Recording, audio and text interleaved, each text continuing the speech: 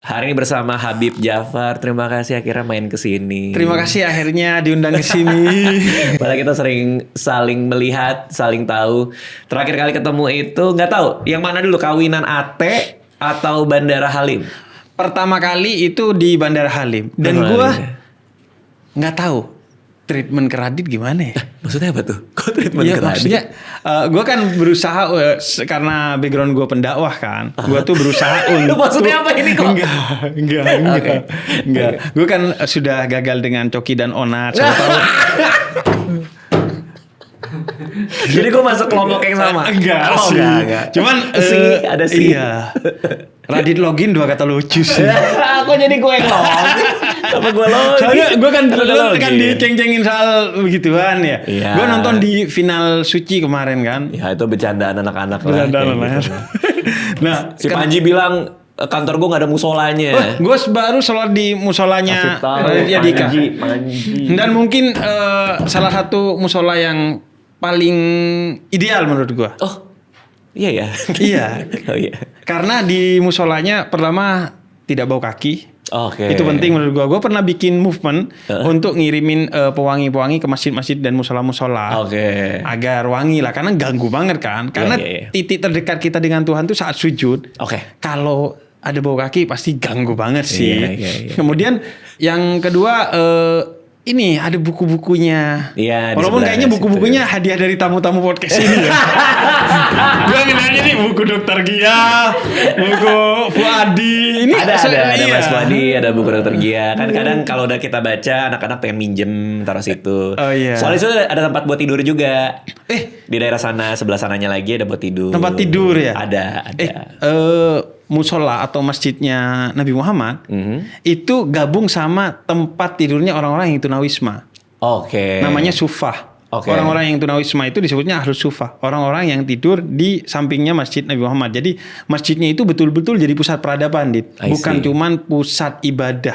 Iya, Bukan iya. cuman tempat sholat, tapi juga semua peradaban. Termasuk peradaban politik gitu dibangun dari sana. Peradaban ekonomi, kemudian peradaban literasi Iya, di iya, sana. Karena ayat pertama kan mengajak kita membaca. Jadi musola lu ideal banget sih. Iya itu, tapi itu nggak sengaja sih itu ada. Enggak sih gua. Tempat tidur. Cuman kan yang lebih penting dari bangunan musola adalah orang yang membangun hati dan pikirannya untuk pergi ke musola ya. Betul, betul. Apa kabar Habib? Baik ya. Kabar baik. Pertama itu bingung Di bandara kan, itu habis lewat apa? X-ray. Security, Iya. X-ray. Anda masuk tuh. Gue masuk terus ngeliat Radit, gue kayak gimana, karena treatment gue kan ya udah gue pengen memberikan kesan yang pertama, khususnya yang terbaik, karena gue tuh diajari sama guru gue yang lebih penting dari pesan yang baik itu adalah kesan yang baik. Betul. Tapi anehnya di industri kita sekarang, sebagai orang yang sering di sosmed ya, Anda kan sering di sosmed, saya juga sering di sosmed. Kita tuh sering lihat konten satu sama lain. Iya. Either lewat, either nonton. Menjadi seakan-akan kita sudah lebih dulu berkenalan. Betul. Padahal kan belum. Betul. Nah itu sering terjadi tuh gue tuh. Betul. Gue misalnya sama Chef Arnold gitu. Iya. Belum pernah salaman, belum pernah kenalan, belum bilang Radit, Arnold, belum pernah. Iya. Tapi kita mungkin sering lihat satu sama lain lewat. Betul. Sehingga pas gue lagi nunggu mobil, ada dia di sebelah kiri lagi nunggu. Kita ngobrol kayak udah kenal lama. Betul. Gimana? Lagi nunggu? Ya gitu. Iya. Padahal kita belum pernah jabat tangan. Betul. Dan gue ngelihatnya kan itu bisa sedu silaturahmi ya. Iya, kalau ada sedu sains gitu, sains yang seolah-olah sains, ini seolah-olah silaturahmi. Oke. Ada positifnya, yang jauh jadi dekat. Aha. Tapi ada anomalinya, yang dekat bisa jadi jauh, sehingga menjadi aneh kalau yang dekat seolah-olah yang jauh bisa dekat sama lu, tapi orang yang dekat aja jadi jauh sama lu karena media sosial, karena lu di kafe main HP sendiri gitu. Sehingga bisa jadi kayaknya bukan yang jauh jadi dekat deh, itu cuman bayangan lu aja. Oke, ngerti. Artinya ironinya di situ. Ironinya di situ. Lo bisa aja jadi deket sama orang yang lo belum pernah ketemu, tapi sama yang ketemu bisa jadi jauh. Bisa jadi jauh. Dan aneh kan kalau lu mengklaim gue bisa deket nih sama yang jauh, padahal yang udah jelas deket aja di depan mata lu justru menjauh dari diri lu karena media sosial gitu. Sebagai seorang Habib Jafar, Gimana merawatnya? Gimana merawat silaturahmi itu supaya yang dekat tidak jadi jauh hanya karena internet atau sosmed? Iya, gua sangat fokus di situ bahwa kita tuh sekarang hidup di ruang imajinasi yang dibentuk oleh ruang digital kita, sehingga kita merasa bukan hanya mengenal, tapi memahami dan bisa ngejudge orang lain hanya modal dari pengetahuan kita di media sosial tentang orang lain itu kan. Oke. Dan kita merasa itu valid. Oke. Dan itu yang bahaya menurut gua, karena itu perlu jejaring silaturahmi agar kemudian dugaan-dugaan kita itu bisa dikonfirmasi terhadap orang lain. Itu. Iya, prasangka-prasangka itu bisa dikonfirmasi kepada orang lain. Makanya banyak gua tidak sedikit ketemu dengan teman-teman yang kalau ketemu langsung tuh baik-baik aja, Dit. Tapi kalau di grup WhatsApp kelakuannya kayak monster. Kayak orang yang beda aja di grup WhatsApp. Nggak ngerti. Jadi maksudnya Anda tuh temenan di dunia nyata. Di dunia nyata juga dia temenan satu grup WA. Iya, di dunia nyata kita kalau ngobrol tuh asik. Seru. Tapi di WhatsApp tuh kalau di maksudnya grup apa? WhatsApp dia wah nyebar hoax, nyebar kebencian, ngomongin politik yang dia tuh ngerasa kayak ini safe house gua kalau di sini. Ya udah gue bisa seenaknya karena dia tidak membayangkan reaksi dari orang lain kan. Kalau bertemu begini kan dia bisa membayangkan ya reaksinya seperti apa, dan itu nyata tidak imajiner kan. Nah, kalau imajiner tuh kalau orang masih belum teredukasi dengan baik dengan dunia digital, itu rawannya merasa ya udah dengan anonim gua aman, dengan second account gua aman. Bahkan dengan diri gua di media sosial gua bisa melakukan seenaknya bisa apapun ngomong kepada apa aja. orang lain. Karena kita nggak pernah lihat mukanya, muka lawan. Betul. Tapi yang dia sebenarnya teman Anda itu yang mana? Dia yang di grup WA atau dia yang ketemu Anda? Menurut gua menilainya tidak pada platformnya tapi pada orangnya. Kalau lu jujur sama gua di depan gua secara langsung maupun di media digital, bagi gua adalah teman. Dan banyak gua kan orang-orang yang akhirnya gue berteman terlebih dahulu di media digital sebelum akhirnya bertemu langsung di offline kan. Oke. Tapi ada nggak yang kebalikan nih? Ada orang yang berprasangka beda sama Anda, akhirnya ketemu Anda langsung dan akhirnya mengkonfirmasi bahwa itu tidak benar. Banyak. Oh banyak. Biasanya apa? Apa yang orang gosipkan soal Habib Djafar yang divalidasi ke Anda ketika ketemu? Pandangan-pandangan keagamaan tentunya. Karena pandangan keagamaan yang dianggap berbeda dengan dia itu seolah-olah membentuk persepsi bahwa ini emang orangnya tengil nih, ini emang orangnya sok-sokan nih, dan lain sebagainya. Iya. Jadi ketika ketemu itu tidak terkonfirmasi, malah terklarifikasi. Sehingga banyak momen dengan banyak orang gue ketemu orang tiba-tiba dia minta maaf aja gitu. Pertemuan pertamanya adalah minta maaf. Karena telah berprasangka. Gua gak lanjutin sih, tapi gua duga itu cara gua untuk menjaga treatment baik kepada orang lain adalah ya udah gak usah nanya. Karena kalau nanya mungkin gua juga akan punya perasaan yang kurang enak. Ya, dan mungkin orang dia, menurut gua salah satu bagusnya tradisi halal bihalal di Indonesia itu di luar negeri gak ada, Dit. Jadi halal bihalal itu tradisi baiknya salah satunya adalah kita bisa minta maaf kepada orang lain tanpa malu karena berbarengan dan tanpa ngucapin apa kesalahan kita. Halal bihalal. Di Arab ada nggak tapi? Nggak ada. Oh iya. Nggak ada. Oh iya. Nggak ada. Oke. Jadi ketika di Indonesia halal bihalal itu kan gue ketemu lu, Dit, sorry ya, lu kan nggak kira mengkonfirmasi. Lah emang salah lu apa? Ya ini momen untuk saling memaafkan aja. Karena kalau konfirmasi bisa jadi maaf gue gak diterima sama lu. Sakit hati. Iya. Dit, sorry ya, kemarin gue begini lagi sama lu. Hah? Ternyata lu gitu. Jadi pecah dong gitu. Oke, paham. Iya. Oke. Menjadi Habib Djafar dengan semua konten-konten dakwah yang ada di sosmed, itu berat juga gak sih untuk bisa tetap konsisten sebagai diri Anda yang Anda perlihatkan? Kadang suka ada momen-momen di mana kayaknya di sini gue nggak boleh marah ke tim misalnya. Kayaknya di sini gue harus gini. Itu menjadi beban tersendiri atau justru enggak? Jadi itu salah satu beban terbesar gue dan salah satu momen nangis pertama gue di platform digital. Oh, pernah curhat gitu maksudnya? Enggak. Jadi waktu itu Yura Yunita ngajakin gue terlibat di video promo lagu barunya dia, judulnya Tanda. Oke. Kemudian kata Yura, studionya Om Ded tuh. Dimasukin ke studionya Om Ded, kemudian Bib dengerin lagu gue, terus gue pengen tahu aja ekspresi lu apa. Oke. Rasa yang lu rasakan apa dan lain sebagainya. Udah gue dengerin tuh. Nangis tuh. Kemudian gue cerita. Emang apa yang dirasain, Bib? Yang gue rasain adalah gue khawatir dengan apa yang dalam Islam disebutnya istidraj. Oke. Istidraj itu lu jahat, padahal Tuhan udah berikan kebaikan, dan kebaikan itu lu manipulasi untuk justru kejahatan kepada orang lain, dan akhirnya Tuhan tegur berkali-kali lu masih begitu, dan akhirnya Tuhan biarkan lu. Oke. Jadi lu gak ditegur lagi, lu merasa wah gue dapat nikmat nih, gue disayang Tuhan nih. Gue takut itu, Rit. Oke. Jadi di awal gue niat masuk YouTube. By the way, gue thank you sama lu dan Gita Saf karena salah satu inspirasi gue masuk YouTube. Ah, yang bener? Serius. Gue Konten nonton lu yang- dari Malam Minggu Miku. Oh, Malam Minggu Miku. Dari zaman lu stand up pertama Iya, kali di awal. cafe. Kemudian gue nonton juga konten lu yang dulu ngevlogin proses lu syuting. Iya. Dari hari pertama, Betul. hari kedua dan lain sebagainya. Gue nontonin semua itu. Oh wow, terima kasih. Dan yang kedua adalah Gita Safitri.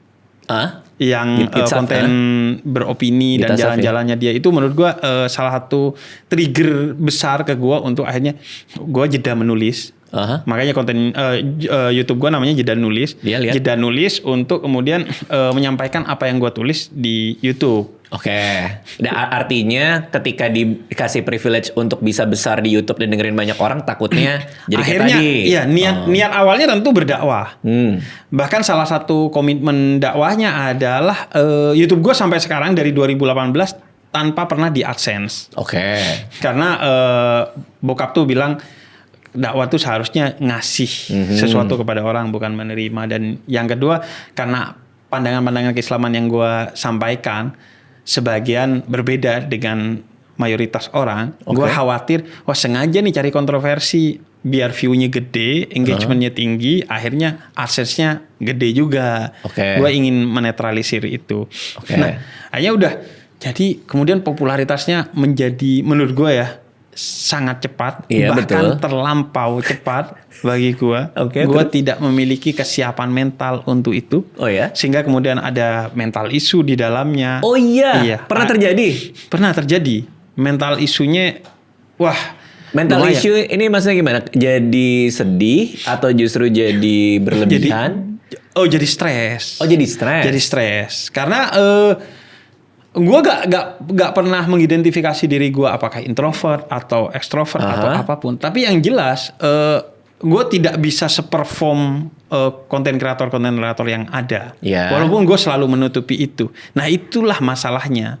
Psikolog gue bilang itu masalahnya. Jadi front end dan back endnya terlampau berjarak. Bahwa artinya Anda orangnya agak lebih reklusif misalnya, agak lebih narik diri. Tapi industri ini mengharuskan Anda tampil. Betul. Tapi apalagi kan setelah menjadi Habib Industri. Kemana-mana, Din. Habib Industri. Gue kemana-mana. Gue YouTube. Akhirnya gue ke TV. TV juga berbagai kan. Talk show, gue main kuis. Ini film Seni Merayu Tuhan nih. Sekarang ini untuk pertama kalinya film Seni Merayu Tuhan. Iya. Artinya apa? Ada dilema itu, ada mismatch itu. Gue sering bertanya ke diri gue, ini masih dakwah atau gue udah menikmati privilege itu, baik itu komersialisasi, industrialisasi dan lain sebagainya. Lalu itu yang terus bergejolak di diri gue. Bertanya. Terus, jadi solusinya? Solusinya gue melakukan berbagai upaya kan untuk itu. Salah satunya adalah menjaga kehadiran gue di titik-titik yang menurut gue pertama gue bertumbuh, kemudian titik utama dalam dakwah, misalnya ke kampung-kampung, ke kampus-kampus. Tetap dilakuin. Tetap. Gue maksa diri gue untuk tetap harus hadir tuh ke tempat-tempat yang menurut gue secara engagement gak strategis nih. Lebih baik gue bikin konten aja di rumah, penonton lebih besar, nilai dakwahnya lebih gede. Tapi kehadiran itu menurut gue untuk menjaga kerendahan hati gue, menjaga relasi nyata gue, ketemu dengan banyak orang foto-foto dan lain sebagainya. Itu gue lakuin tuh, paksain untuk tetap hadir di mana-mana. Paham sih. Pasti dilema itu menjadi lumayan dalam ketika harus bikin red card ya. Pasti. Itu momen bikin red card tuh lucu juga kali ya. Betul. Gua satu video segini gitu. Aneh ya waktu itu ya? Aneh. Pasti aneh ya waktu itu ya? Pasti. Meeting sama brand. Dan iya, dan prosesnya itu cukup panjang, bertahun-tahun lah. Akhirnya gue berdamai dengan bahwa gue harus punya red card. Gue harus membedakan mana gue harus punya red card, mana gue nggak boleh punya red card, atau mana gue harus justru ngasih ke orang lain. Dan salah satunya juga gue adalah kemana-mana naik motor, Dit. Karena? Ya udah dengan naik motor, gue menikmati podcast dengan diri gue sendiri. Maksudnya apa tuh menikmati podcast? Ya ketika gue naik motor tuh kayak ngobrol aja sama diri gue sendiri. Kayak di kamar mandi mungkin bagi sebagian orang. Naik motor di kamar mandi? Enggak. Iya, paham. Ya. Ada orang yang di kamar mandi kan? Iya, ada orang yang di kamar mandi. Karena gue juga nggak bisa se-eksklusif di musola seperti anak-anak kantor lu untuk merenung untuk merenung di musola. Ini Panji ada ya Panji. terus. Ya udah di motor. Kemudian dengan motor gue bisa ngelihat semuanya lebih utuh, bisa berhubungan dengan orang. Kadang di lampu merah gue pernah dimintain foto di lampu merah di atas motor. Ayo mari foto. Ada orang yang datang, anak kecil disuruh ibunya foto. Jadi ya udah dengan motor tuh menurut gue ya menjaga gue untuk tetap membumi aja. Tetap dengan apa yang dari awal bahkan bukan diniatkan cuman oleh gue tapi oleh ayah gue, mewakafkan umur untuk kemanfaatan lah. Tapi pernah nggak di antara semua perjalanan ini sempat ngerasa menjadi orang yang asing gitu, kayaknya gue nggak gini deh, kayak Habib Jafar tuh nggak seharusnya gini deh, dan sempat ngerasa itu dan akhirnya balik lagi jadi bener gitu. Pernah? Beberapa kali, dan itu biasanya kaitannya dengan meeting sama aspek industri gue. Misalnya brand tuh minta ini, enggak, gue gak gitu. Oh, disuruh ngomong sesuatu yang tidak diyakini. Betul. Atau disuruh melakukan sesuatu yang menurut gue enggak sih. Salah satunya yang akhirnya gue bukan kalah tapi ngalah dan berdamai dengan ini. Gue tuh dulu gak mau setelah acara gue misalnya di kampus atau di mana gitu, foto dengan background peserta. Oh, maksudnya selfie yang semuanya ada gitu di belakang. Gak mau dulu? Gue dulu gak mau. Karena bagi gue mereka itu bukan buih loh, mereka itu orang loh. Buih itu? Ya buih-buih kayak air itu bukan. Mereka itu manusia-manusia yang punya eksistensi. Jangan lo jadikan background gitu. Tapi sekarang kan udah udahlah.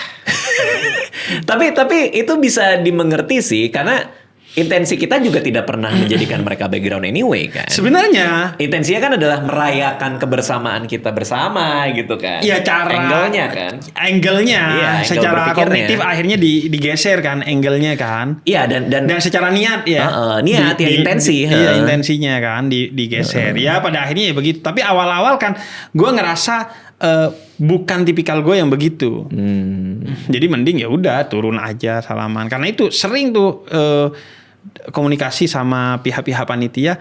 Gue mau turun, lah Habib gak boleh turun. Gue mau turun, Habib gak boleh turun gitu. Kira pukul tuh enggak. malah lebih dosa itu. Enggak. Lah gue kesini cuma jeda aja. Ini masih gue sampai sekarang ngobrol tuh. Habib gak boleh turun. Gue mau turun. Oh iya. Cuma jeda komedi sama ada komedinya betul. Maaf. Nggak nangkep tadi terus. Jadi itu sering tuh gitu. Salah satunya di beberapa momen misalnya gue lagi ceramah, hujan deras. Kemudian audiensnya kehujanan. Guanya nggak kehujanan. Nah gue tuh enggak deh, gue mau kehujanan juga. Oke. Akhirnya udahlah ya. Tapi mic-nya gimana? Ya udah selesai acara. Biasanya gue foto-foto sambil hujan-hujanan bareng gitu-gitulah. Itu yang gue coba treatment itu untuk kemudian gue harus tetap hadir di mereka agar mereka merasa dekat dengan gue, dan gue harus merasakan apa yang dirasakan oleh mereka agar dakwah gue menjadi relate dengan mereka. Omongan gue itu tidak omong kosong. Paham. Kepada uang gitu juga kah? Pasti kan dengan makin di industri, makin banyak popularitas kan, uang pasti kan ada gitu dan dapat banyak. Nah, menyikapinya dilematis juga. Tiba-tiba kok segini? Betul. Gitu. Pernah dong berarti kan? Sangat. Karena gue ini lahir dari seorang ayah yang seumur hidupnya mengabdikan dirinya kepada satu lembaga pendidikan, dakwah, sosial, budaya, nggak digaji. Oke. Kemudian kecenderungannya mentreatment punya sentimen negatif terhadap orang yang kaya. Karena kita ya kemiskinan struktural itu kan secara mental bisa membawa kita pada mentalitas yang emang bisa ya sekaya itu ya gitu. Memandang dengan kecurigaan. Memandang dengan kecurigaan. Nah akhirnya gue tumbuh dalam lingkungan yang seperti itu, dan ketika gue akhirnya mendapatkan kesempatan untuk pegang duit yang lumayan, ya secara mentalitas nggak siap dong.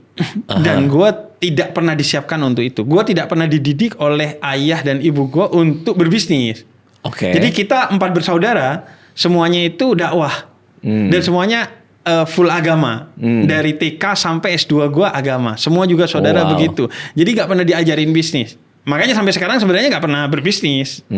Cuman ya jadi konten kreator aja. Nggak pernah yang kemudian nge-create bisnis. Atau dipikirin nggak lah gitu ya? Berstrategi nggak ya? Berstrategi enggak juga. Ya udah apa adanya aja gitu. Terus bagi gua financial freedom juga kayaknya itu AI deh. Kayaknya nggak ada apa itu financial freedom. Nggak mungkin ya. kayak udah tidak teredukasi literasi finansialnya. Nah, jadi ketika pegang duit bingung. Bahkan ada perasaan dosa nih. Kayak ada perasaan tidak seharusnya gue pegang duit ini. Artinya duitnya itu segitu banyaknya sampai merasa nih kayak dosa deh gitu ya? Iya, gue ngerasa tidak layak gitu. Apalagi dibandingkan dengan usahanya yang menurut gue ya kecil aja usahanya. Gue ngerasa tidak melakukan sesuatu yang besar gitu. Iya, seolah hanya ngomong doang ke kamera, kok dapatnya segini gitu kan? Betul. Ada mentalitas itu lagi mentalitasnya. Dan akhirnya ya caranya adalah mengaktifasi aksi filantropi. Oh, dibudgetin nggak aksi filantropi? Misalnya sekitar setengahnya deh buat filantropi atau enggak? Go with the flow aja. Enggak, pokoknya gue pengen apa, menurut gue ada orang yang butuh, gue ngerasa enak dan lain sebagainya. Salah satunya di aksi filantropinya itu mental. Gue bikin klinik sehat mental gratis. Tapi ini kan ngomongin masa lalu lah ya. Masih inget nggak dulu ketika akhirnya punya uang gitu kan, untuk pertama kalinya sebanyak itu maksudnya, pembelian paling besarnya masih inget nggak sih apa? Boleh silakan. Ini Zam-Zam ya? Pembelian terbesar apa, masih inget nggak? Pembelian terbesar kayaknya mobil deh. Mobil ya. Oh. Tapi untuk orang tua. Pertama kali beli mobil untuk orang tua. Kemudian pembelian terbesarnya mungkin di waktu yang relatif sama dengan umroh ya. Oke. Nah, kita kan baru aja tadi sebelum Anda datang saya nonton trailer filmnya nih, Seni Merayu Tuhan. Ini kan tayang tanggal 13 Agustus ya, 13 Agustus kan bentar lagi. Menarik banget ya. Jadi ini adalah film dari esai justru ya. Dari kumpulan esai. Dari seorang yang nyaris tidak pernah membaca novel seumur hidupnya. Oh iya. Gue gak pernah baca novel. Novel fiksi kan? Novel fiksi. Oh wow. Gue gak pernah sih. Novel fiksi sejarah pun juga enggak? Kan ada sejarah yang suka difiksikan, dijadikan cerita gitu enggak.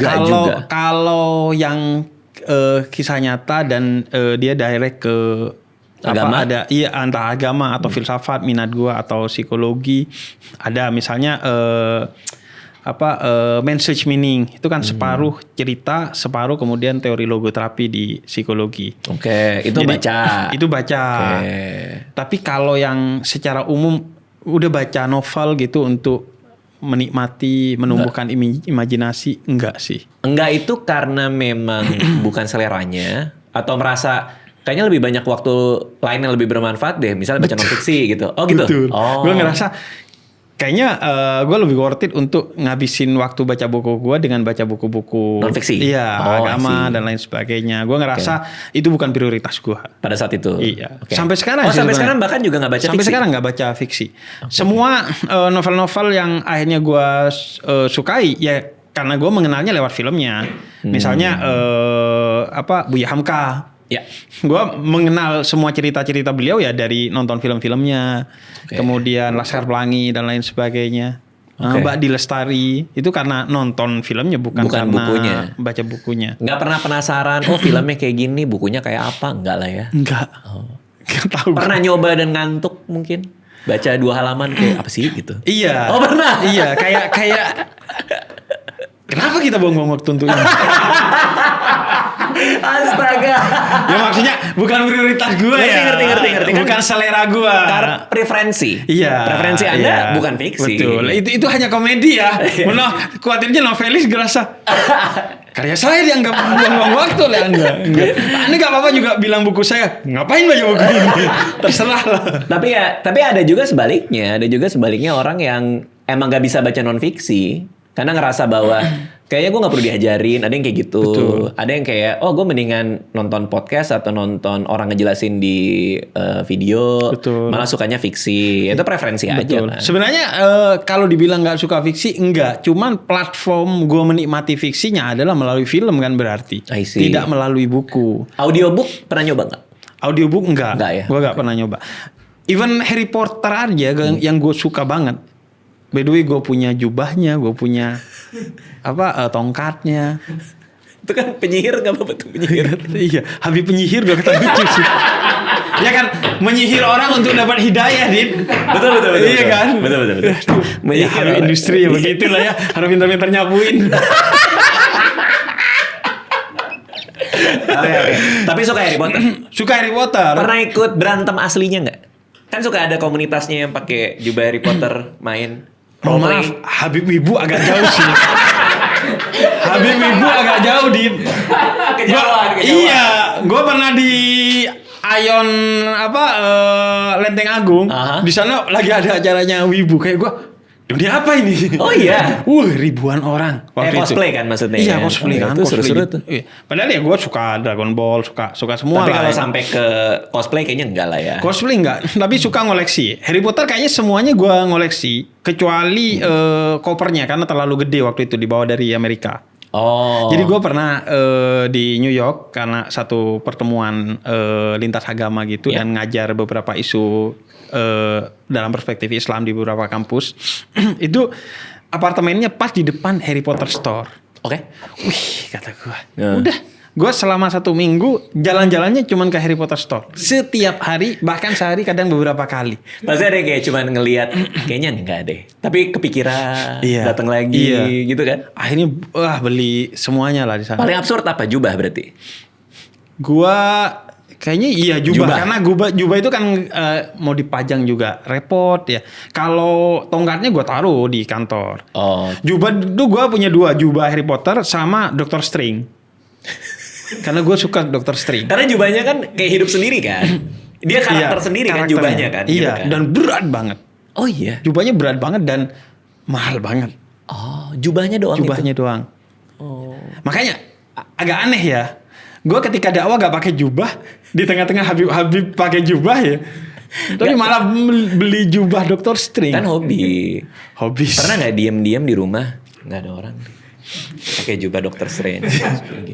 Nggak kayak gini sih, Tapi lebih ke kayak ini. Lu tahu sependek yang gue ingat ya, jubah Dr. Strange itu diikatnya ke leher, Dit. Iya. Jadi benar, kayak kalau berat jadi kayak gini gitu, ketarik aja. masa nggak sambil gini? Dikit Gini ada. doang sih. Ada kan dikit pasti. Itu kan keren. Saya di umur sekarang pun kalau habis main game juga masih suka imajinasi terus praktekin di dapur. Oh gitu. Ketika orang nggak lihat. Dan akhirnya ketahuan sama Anissa waktu itu. Diceritain kemana-mana sama dia. Oke, ini kita ngomongin filmnya. Berarti awalnya dari buku. Bukunya ini esai. Bukunya Isai. Awalnya malah konten. Konten video maksudnya? Konten video, konten Oke. pendek, spesial Ramadan waktu itu. Kemudian tentu karena basic gue adalah penulis, gue dari tulisan jadi konten. Kemudian dari konten itu kemudian jadi tulisan dalam bentuk buku. Oke. Kemudian dari buku ini kemudian diadaptasi oleh Wahana Kreator Nusantara menjadi film. Proses dengan wahana kreator nih gimana nih? Ada di pertemuan seperti apa? Ditawarin kayak gimana? Sebenarnya ditawarin dari buku atau dari IP yang gue punya di YouTube untuk jadi film itu udah beberapa kali. Oleh beberapa pihak Oke. lah ya.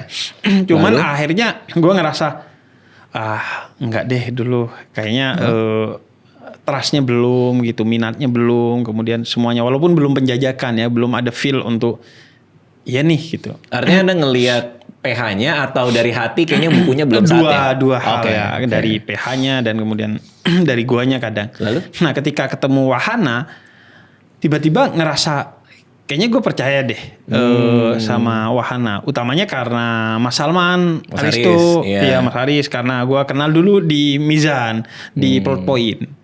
Oh iya, Di Plot Point. Itu gue satu kantor. Gue dulu kerja sebagai pimretnya Mizan di Penerbit? digital. Bukan, di digital, Oh, oke, platform digitalnya. Nah, itu satu kantor dengan Plot Point. Lah, Plot Point kan di Kemang kan ya Mas Haris? Di Cipete. Oh, Cipete ya? Itu satu kantor kita. Oke. Gue di Mizan Digital Publishing MDP. Oke. Lalu. Ya akhirnya ya karena gue punya trust, kemudian ngelihat profil wahana kreator Nusantara dan lain sebagainya. Udah kita meeting, meeting, kemudian kita di meeting itu juga wahana memberikan semacam garansi dan kepercayaan ke gue bahwa lu maunya apa kita akan akomodir. Apapun mau lu gitu. Karena kan tetap ada gap ya antara gue dan wahana. Karena gue punya background dakwah. Wahana kayaknya film-filmnya tidak di sana. Maka kemudian salah satu PR terbesarnya gimana nih cari titik temunya. Nggak mungkin dong ya, kita bikin film religi. Wahana bikin film religi kayaknya terlalu jauh sih. Oke. Akhirnya kita bikin ya udah filmnya coming of age aja. Proses pendewasaan. Tapi kan cerita narasinya itu kan tidak ada di dalam buku kumpulan esainya dong pasti. Tidak ada. Yang banyak kepake dari bukunya pertama tentu adalah judulnya karena menurut Wahana bagus banget. Kemudian Seni Merayu Tuhan. Seni Merayu Tuhan. Kemudian yang kedua adalah quote-quote di dalamnya. Dan yang ketiga adalah value-nya. Karena kan value bukunya adalah ngajak orang untuk menjadi dewasa secara spiritual. Ini bukan religi. Karena pesannya lebih universal. Oke. Dari religiusitas semata. Oke. Bahkan salah satu konfliknya adalah cinta beda agama di dalamnya di filmnya. Mengajak orang lebih dewasa secara spiritual. Enggak. Oh, enggak, Enggak di hanya bukunya. spiritual. Bukunya kan oh itu iya, kan? kalau bukunya iya. Kalau filmnya itu lebih dibuat universal lagi. Oh, oke. Jadi ada pendewasaan dalam relasi keluarga antara anak dan ibu. Oke. Kemudian persahabatan, kemudian percintaan beda server. Ya. Tembok yang terlalu tinggi itu. Tembok yang terlalu tinggi, patah hati yang dipersiapkan ya. Oke. Karena jangankan beda server ya, gue beda volume AC agak berat sih. Gimana kalau beda server ya? Beda server. Bini gue kan seneng dingin, gue seneng hangat gitu. Jadi pas dia bangun gue naikin AC-nya. Itu baru masalah AC. Iya, apalagi yang lain kan. Kemudian ada banyak lah value-value yang kita masukkan dan amazing Wahana bisa menyelesaikan itu menjadi satu cerita yang utuh. Dan ketika gua nonton pertama kali Nonton tuh masa di editing? di editing masih di inilah TV kecil masih. Sampai sekarang gua juga belum nonton yang versi di bioskopnya. Oke. Itu aja gua udah ada banyak rasa yang anomali di diri gua. Draft berapa yang ditonton? Bukan draft 1 tapi. Bukan draft 1 Enggak, bukan. Draft 1 nonton Anda stres sih. Oh iya. Semua orang kalau nonton draft 1 kayak ini apa ya? Apa sih gitu. Yang Kalau jelas draft sih 1. masih ada di lingkarin itu ada jerawat tolong diedit. Masih mau ke CG ya. Ada gitu. Enggak. Tapi gue nonton kayak apa ya? Kayak film ini gue ngerasa gak akan relate dengan gue karena kan utamanya isunya isu-isu Gen Z. Oke. Tapi ternyata akhirnya, ini bisa relate dengan semua orang. Even gue yang sebenarnya agak jauh dari apa yang terjadi di film ini, ternyata relate banget. Bagian mananya? Bagian relasi dengan orang tua. Oke. Kalau buat Anda itu? Oh iya. Oke. Kalau menurut gue itu dan bawaan emosinya adalah marah akhirnya. Bawaan emosi sebagai penonton atau? Enggak, bawaan emosi yang ke-trigger di diri gue. Oh. Gue marah karena gila ya, gue juga terjebak di relasi yang Seperti itu? Maksudnya gue tumbuh kecil dengan janji bahwa wah gue mau hadir buat orang tua gue. Ternyata keadaan tidak membuat hidup sesimpel itu. Iya, gitu. iya. Sehingga semuanya menjadi sangat rumit. Tidak ada yang salah. Cuman ada banyak yang kalah ya. Kalah dengan keadaan-keadaan itu. Dan akhirnya harus memilih begini dan begitu. Nah rasa itu yang sebenarnya kalau dari gue sebagai penulis bukunya ingin ditransfer ke orang lain.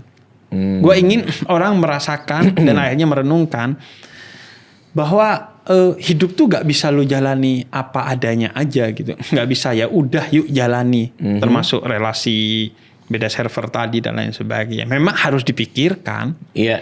Memang harus dipikirkan, dan pada akhirnya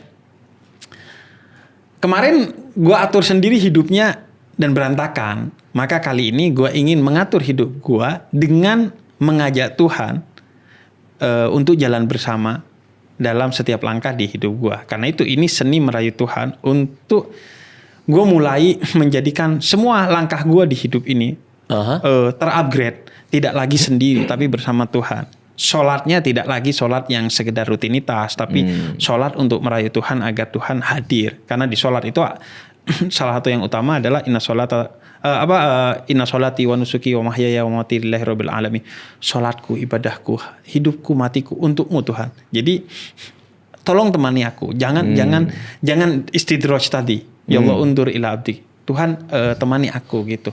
Oh jadi definisi frase merayu Tuhan itu adalah mengajak, merayu, menghadirkan atau apa tuh? Menghadirkan Tuhan ke dalam hal yang kita lakuin gitu. Iya, jadi relasi kita dengan Tuhan tidak relasi beban bahwa sholat itu beban, tidak relasi rutinitas bahwa sholat itu rutinitas. Mari kita upgrade agar kemudian Tuhan hadir dalam hidup kita dan kemudian menemani kita dalam semua aspek kehidupan kita. Oke. Dan ini bukan perspektif agama tertentu, bahkan bukan perspektif religiusitas, tapi spiritualitas sudah. Sesuatu yang jauh lebih luas. Oke. Artinya ibadah itu bukan jadi rutinitas, tapi ibadah itu menjadi sesuatu yang Tuhannya ada di situ. Betul. Kan kadang kebanyakan orang mungkin ya ada aja orang ibadah yang lupa memasukkan aspek ketuhanan di dalamnya. Betul. Dan melakukan ibadah hanya sebagai ya ibadah kewajiban rutinitas saja gitu ya kira-kira. Iya, betul banget. Sesimpel pasangan kita kan sebenarnya bukan utamanya butuh bunga atau I love you dari kita kan. Tapi kehadiran kitanya bukan kehadiran bunganya, dan kehadiran diri ini ketika menyampaikan I love you itu dengan hatinya kan. Oke. Tapi kan seringkali I love you itu udah jadi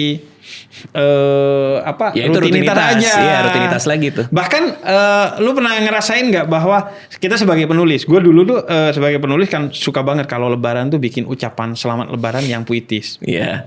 Di bawah kan Husein Ja'far dan keluarga.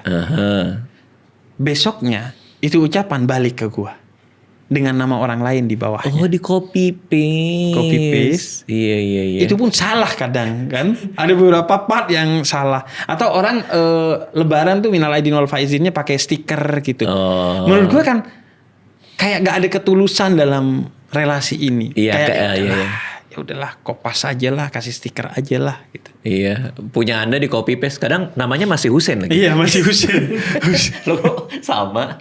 Tapi kalau saya melihat nih dari awal ngobrol nih, relasi manusia ke manusia itu kayak sesuatu yang mengganggu Anda banget ya. Itu kegelisahan yang hakiki ya kayaknya. Soalnya dari tadi yang dibicarakan tuh soal kalau kita jadi gak punya rasa lagi antara manusia ke manusia, semua hanya template, itu penting banget ya berarti. Itu menurut gua kehadiran kita dalam setiap hal, bukan cuman dengan orang lain, dengan diri kita sendiri. Yang miss dari kita kan sekarang tuh tidak hadirnya kita. Ya ketika di sini tidak hadir di sini saat ini gitu. Ketika kita bertemu dengan teman tidak hadir. Ketika kita bertemu dengan Tuhan di sholat kita tidak khusyuk dan lain sebagainya. Itu yang menurut gue miss gitu. Sehingga akhirnya ya ada yang tertinggal di masa lalu, yang kemudian disebutnya overthinking. Ada yang terlalu maju ke masa depan, yang akhirnya anxiety, kecemasan gitu. Nggak hadir di sini saat ini dengan siapa Anda berelasi dan lain sebagainya. Dan tentu itu nggak mudah ya. Karena itu butuh berbagai platform, berbagai approach untuk ngajak kita bisa bertumbuh dengan ini. Salah satunya tentu psikologis, dan gue mencoba masuk secara ideologis melalui platform film. Ngajak, ya deh yuk coba deh. Hadir. Iya, hadir. Tapi di industri ini, berarti ini menjadi semakin meresahkan Anda juga dong ketika Habib Djafar yang seperti ini sekarang dengan semua persona dan simbolismenya disamperin orang, diajak ngobrol orang, ada rasa keanehan itu nggak, kayak ini orang ngobrol sama gue karena gue Habib Djafar atau karena gue adalah gue? Gue selalu waspada dengan itu. Gue selalu waspada dengan itu. Sebenarnya Merepotkan banget juga ya ternyata ya. Merepotkan sekali. Semua popularitas ini ya. Iya, karena kalau secara di filsafat kan, secara filosofi problem utama kita diantaranya adalah problem eksistensialis kan. Jadi ya kita tuh sebenarnya bergulat dengan diri kita sendiri gitu. Jadi gue selalu kayak gini lah. Kadang gue ngajak jujur. Ada misalnya brand ya, ngundang Habib Djafar. Oke, brand ngundang Habib Djafar. Ngundang Habib Djafar. Asisten gue ngasih red card segini, red cardnya. Oh ada red card-an ya. Lah kata gue tergantung. Kalau lu mau gue hadir sebagai pendakwah, ya udah gue punya platform nih untuk hadir sebagai pendakwah gitu.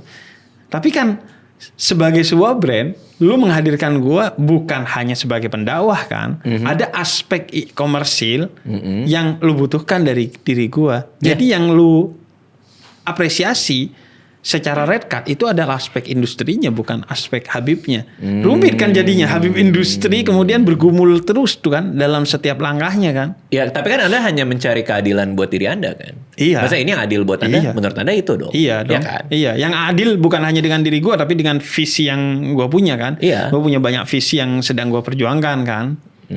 Nah, karena itu ya caranya kemudian ya mungkin lebih rumit dari artis ya, karena seorang Habib ya. Artinya ya soal menentukan red card dan lain sebagainya itu rumit sekali. Tapi sekarang udah berdamai dengan itu semua dong. Karena udah ngerti kan. Sekarang udah tahu gitu batas-batasnya di mana kan. Udah ya, dan batas-batasnya kemudian komunikasinya udah relatif ngerti. Walaupun tetap lah insiden-insiden ada lah ya kecil-kecil. Iya.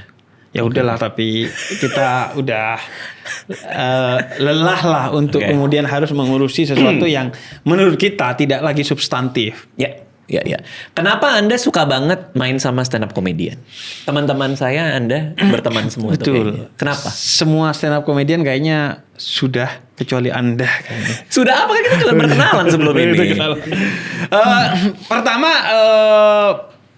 gue backgroundnya adalah Arab Madura yang sangat dekat dengan komedi. Oke. Kemudian tongkrongan gue semuanya komedi. Kemudian yang kedua, gue sangat percaya kepada komedi sebagai wadah untuk menyampaikan pesan. Oke. Ya, sehingga dengan dulu tuh ada Abu Nawas, ada Bahlul yang dengan komedi mengkritik rezim saat itu. Karena dengan begitu kritiknya sampai, tapi rasa malu yang membersamai kritik itu jadi hilang karena dileburkan oleh komedinya kan. Rasa malu yang membersamai dengan kritik maksudnya gimana? Kayak gue ngeritik lo, mungkin di depan orang akan ngerasa Habib mempermalukan Radit. Dengan komedi maka itu hilang, bias itu hilang. Tapi lu tahu, lu akan membedakan tuh, ini bukan hanya komedi lo, ini kayaknya kritik nih karena gue begini dan begitu. Jadi gue suka, dan kemudian gue ngerasa politik itu punya bahasa sendiri yang tidak bisa dimengerti oleh banyak orang. Filsafat punya bahasa sendiri. Tapi kalau komedi itu bahasa yang menurut gue paling universal. Semua orang tahu caranya ketawa. Dan juga karena subjektifnya adalah karena di awal-awal gue nge-YouTube 2018 langsung kenal pertamanya dengan stand up comedian. Coki Muslim. Karena kasus waktu itu. Langsung kenalnya sama mereka. Karena iya. Gue salah nggak sih? Salah tuh maksudnya? Perkenalan first impression dengan stand up comedy melalui bisa lebih buruk, Muslim. bisa Panji.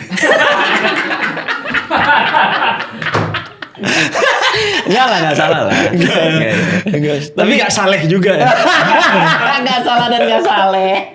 Jadi gue pertama kenal. Gue dulu awalnya di Twitter nih. Tapi itu juxtaposisi yang menarik loh antara Anda dan mereka berdua. Iya. Itu menjadi menarik. Menarik. Gitu. Jadi gue dulu kan di Twitter Iya. ngasih kode dakwah gitu. Oke. Nah ketika mereka kena kasus, kemudian mereka ngubungin netizen bilang sama Habib Jafar aja, dia punya pandangan yang moderat gitu, bisa lah mengakomodir lu dengan segala kenakalannya dan lain sebagainya. Udah ketemu waktu itu dengan Coki Muslim. Dan akhirnya jadinya sering bareng nih. Iya, akhirnya gue geser, kata gue poinnya gini, lu dianggap membercandakan agama, dan gue ingin lu mengagamakan canda. Lu jadi platform bersama bagi gua untuk yuk kita bawa tidak hanya tawa tapi refleksi bagi penontonnya. Akhirnya kita roadshow tuh, selain konten digital kita roadshow kemana-mana sampai ke Bali, sampai keluar pulau Jawa untuk konten toleransi. Jadi Coki Muslim, gua dan Pendeta Yeri waktu itu. Oke. Deep Talk nama programnya. Sempat lama lah itu ya. Lama, kemudian bikin Pemuda Tersesat. Iya pernah lihat Itu, juga. kemudian panjang, ya akhirnya bertumbuh dari sana. Sebagai orang yang menyukai komedi, sebagai platform juga. Akhirnya bertumbuh, gua juga akhirnya belajar komedi. Oh ya? Iya, salah satu pembelajaran gue salah satunya adalah dari komentar-komentar di Suci, komentar-komentar di Suca, kemudian komentar juri maksudnya? Iya, komentar juri, kemudian podcast stand up komedian, kemudian tongkrongan dengan stand up komedian. Makanya akhirnya ya udah dikit-dikit tahu lah. I see. Rule of Three, Pernah naik Act Out. Pernah dong. Pernah. Gue pernah di Comika. Oh iya. Jadi openernya Sadana Agung. Oke, Sadana Agung. Kalau nggak salah ya openernya Sadana Agung, dan gua opening dengan bilang untuk melihat jejak matinya Nabi Muhammad, lu harus bayar jutaan rupiah pergi ke Turki di museum. Oke. Yang adanya di Turki. Oke. Dan sekarang lu melihat jejak hidupnya Nabi Muhammad modal 150.000 doang. Kalau gak ketawa parah banget sih. Karena Habib ya. Karena ada Habib ya. Terus jokes gue juga waktu itu soal ini sebenarnya keresahan. Oke.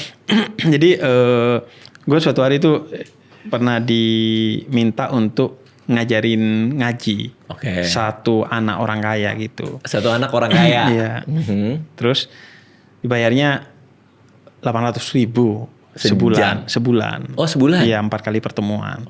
Di bulan kedua atau kesekian, biar makin seru nih belajarnya di villa aja yuk. Oke, mari kita ke villa di Bogor. Ngaji di villa. Ngaji di villa. Di tengah ngaji, gua ngeliat ada anjing yang pinter banget. Kemudian, kata gue, itu anjing pinter banget. Anjing siapa? Anjing gua, kata dia. Oh, lu pelihara anjing? Iya, wah pinter banget ya. Iya, soalnya dia les. Oh, dia les? Iya, ada gurunya dan mahal, kata dia. Berapa, kata gua? Sebulan 8 juta. Mending gua ngajar anjing, kata gua. Ngajar ngaji, mempertemukan seorang manusia dengan Tuhannya. 800.000. Ngajar anjing. Lo lebih menghargai anjing dan guru anjing daripada diri lo dan gurunya, kata gue. Itu lucu sih. Itu ada bawain. Iya, gue bawain. Ada beberapa lah. Gue tulis waktu itu. Tapi tidak nyantol ya. Maksudnya tidak menjadi sebuah hal yang rutin jadinya ya. Lah, gue tuh pernah mau bikin kayak penampilan Special show. Iya, kayak special show. Gue gak berani klaim itu. Stand up religi. Bukan stand up komedi gitu. Habib kok gini gitu. Itu ngobrol sama Adriano Colby waktu itu. Iya. Habib kok gini. Habib kok gini. Jadi keresahan-keresahan tentang seorang Habib misalnya. Mas Aris di situ. Film berikutnya. Habib kok gini. Jadi punya gitu, akhirnya ngobrol satu grup WhatsApp, bikin grup WhatsApp bersama sama Tretan Muslim dan Adriano Colby. Kayaknya salah juga tongkrongan gue ya. Banyak udah gue catat-catin. Oh udah, tapi kenapa tidak terjadi? Habib kok gini? Udah pernah meeting sama Comika waktu itu. Tapi mental sih.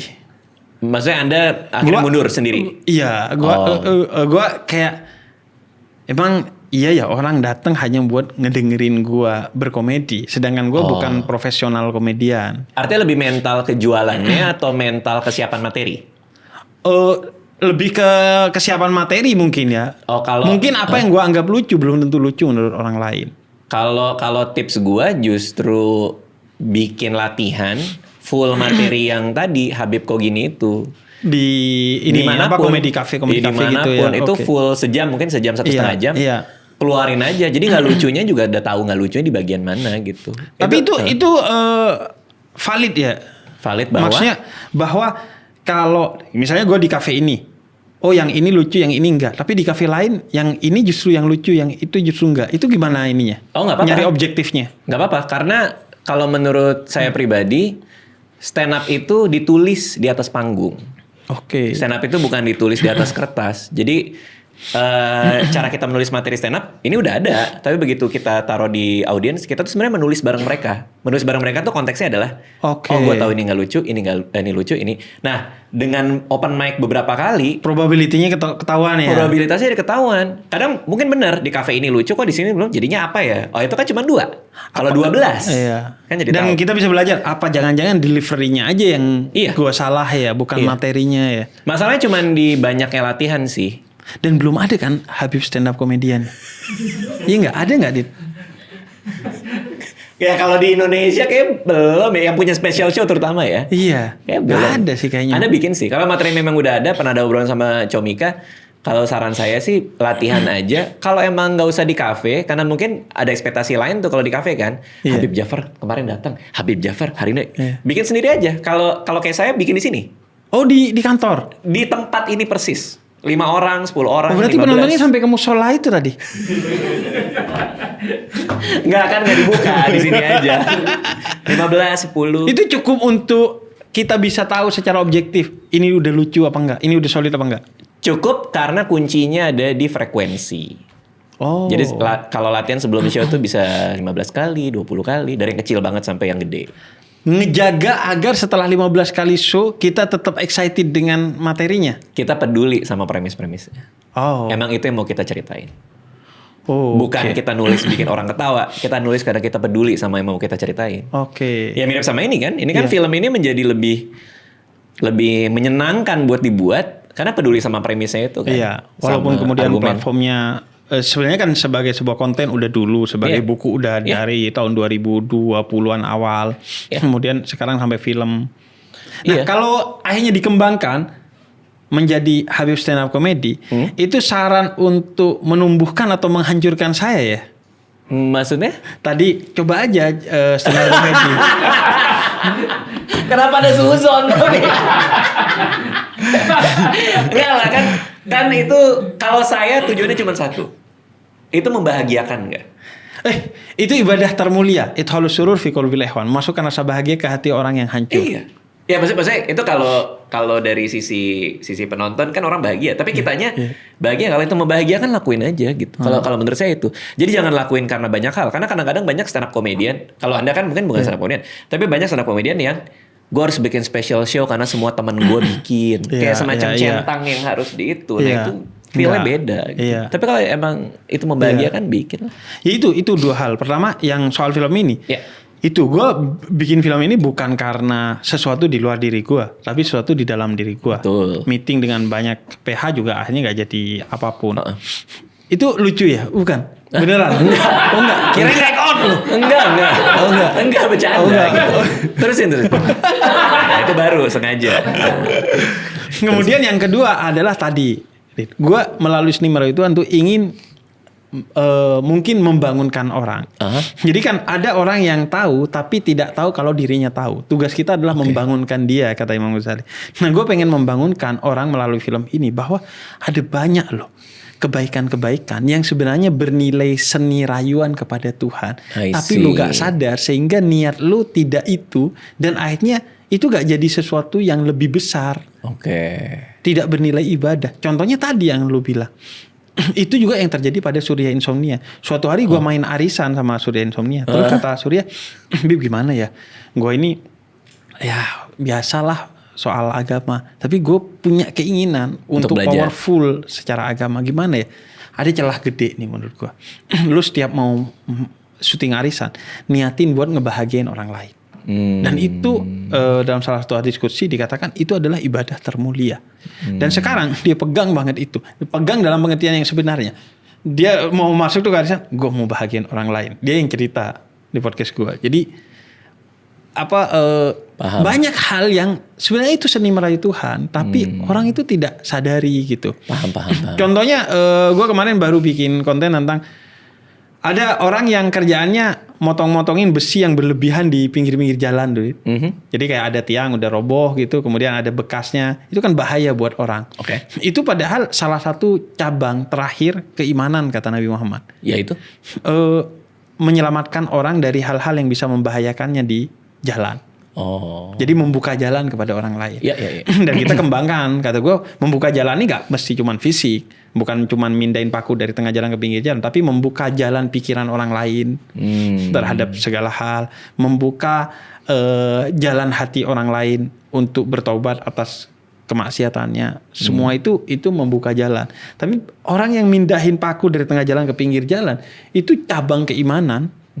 Yang kadang orang ya gak sadar aja gitu.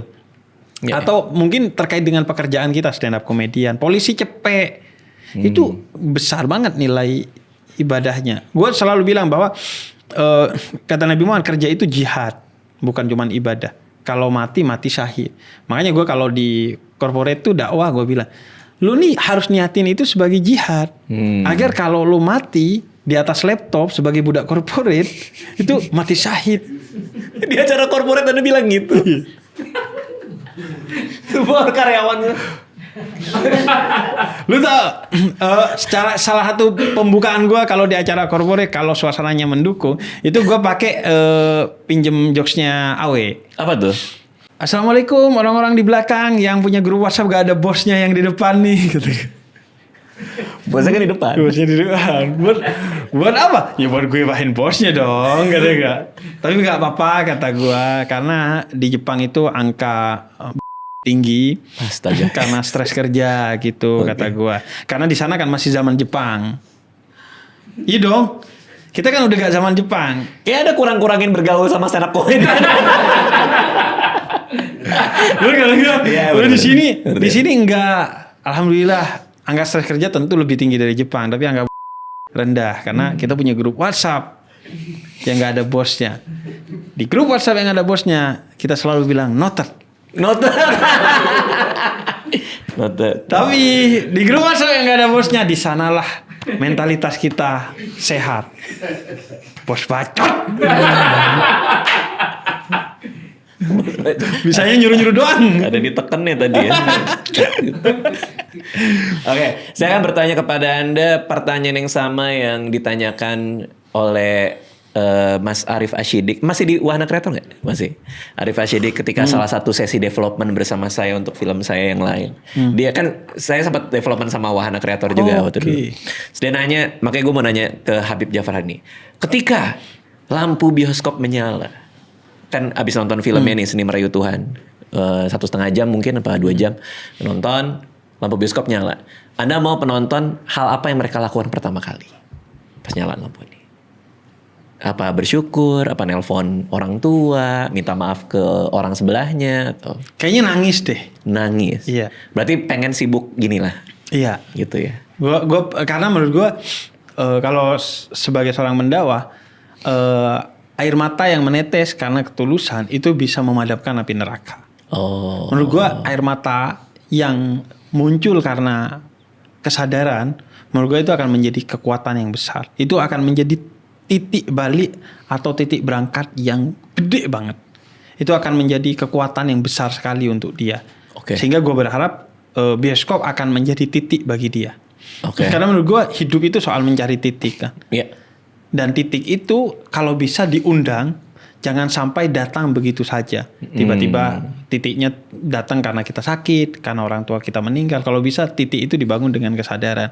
Ya. Titik untuk kita bertumbuh, titik untuk kita kembali dan lain sebagainya.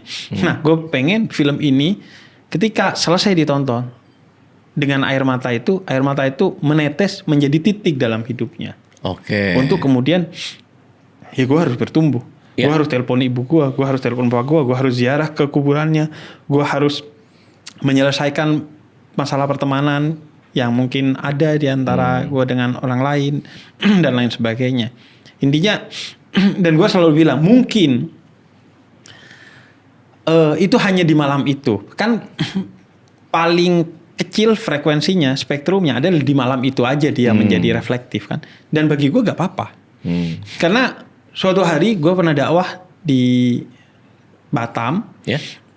Kemudian dari ribuan orang yang hadir, salah satunya itu masuknya pakai gelang gitu. Oke.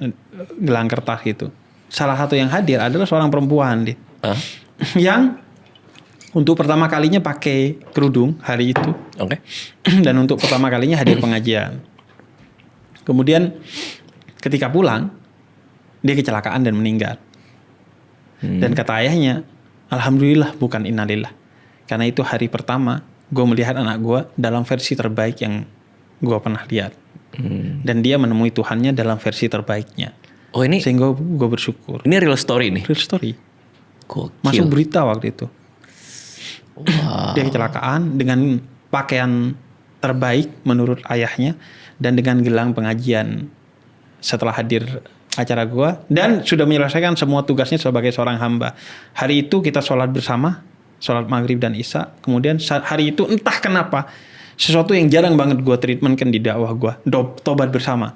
Karena pertanyaannya banyak tentang dosa-dosa. Terus yaudah yuk tobat bersama yuk.